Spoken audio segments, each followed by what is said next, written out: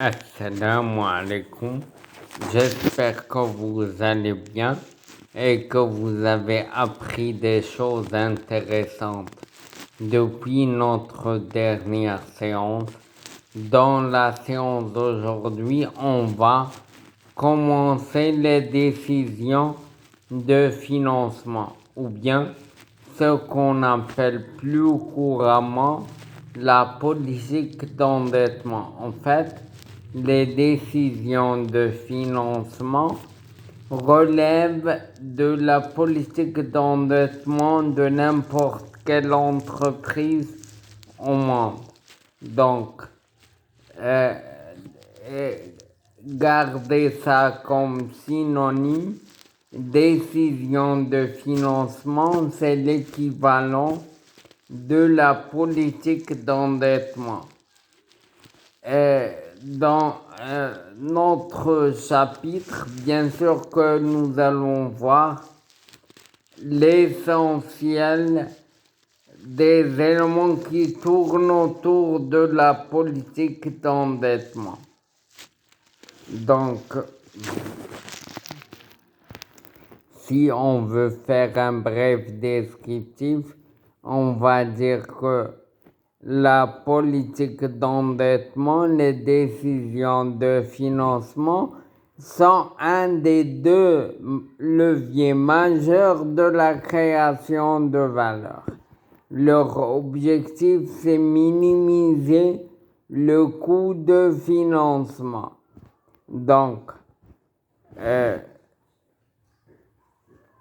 décision financière ou politique d'endettement, l'objectif ultime, c'est la création de valeur. D'accord? Comme c'était le cas des décisions d'investissement. Toutefois, leur objectif n'est pas le même. Leur finalité est la même, certes, mais leur chemin n'est pas le même. Les décisions d'investissement, comme nous avons vu, leur objectif était la maximisation du rendement du capital. Maintenant, avec les décisions de financement, l'objectif sera la minimisation du coût du capital. D'accord? Donc, pour qualifier la structure financière d'une entreprise saine, il y a des ratios qu'il faut respecter. Comme, il y a les fonds propres. Les fonds propres de l'entreprise doivent suffire à financer la moitié de l'actif immobilisé et le quart du besoin en fonds de roulement. Les dettes à long terme doivent suffire pour financer l'autre moitié de l'actif immobilisé et un autre quart du besoin en fonds de roulement.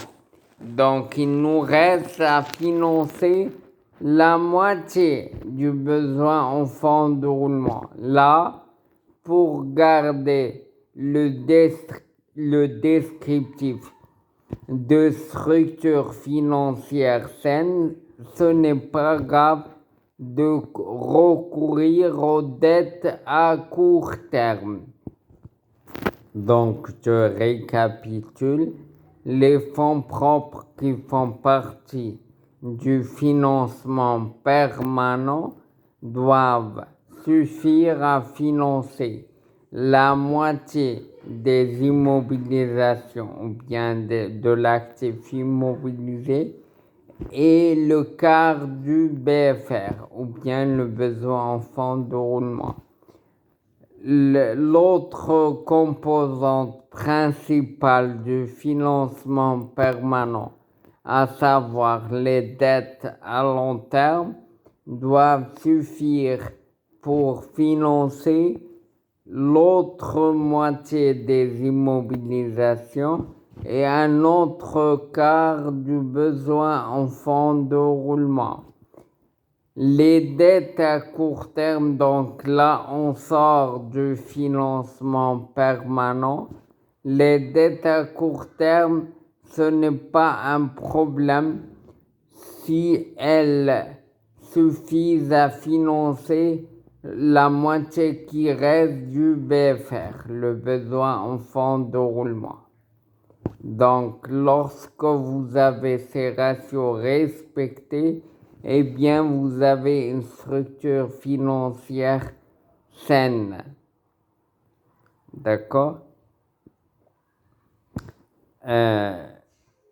Donc, à part les ratios, nous avons vu la politique d'endettement. Nous avons dit que c'est l'équivalent des décisions financières.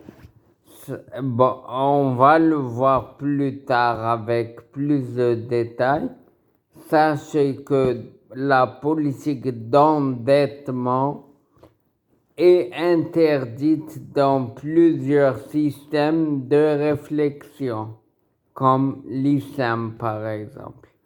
À l'intérieur de l'islam, on qualifie l'intérêt d'usure. En arabe, c'est riba. Donc, n'importe quel mode de financement porteur de taux d'intérêt, c'est strictement interdit par l'islam. Dans d'autres modes de réflexion, bon, nous pouvons trouver d'autres appellations. En islam, je viens de vous le dire, il s'appelle usure. Et c'est l'un des 7 plus gros péchés. Donc, l'intérêt est considéré comme très grave dans le système de réflexion qui s'appelle islam. Donc voilà, bon, nous avons fait un bref descriptif. Nous avons parlé d'une structure financière saine et nous avons dit quels sont les ratios à respecter pour pouvoir qualifier la structure financière de saine. À partir de la séance prochaine, nous allons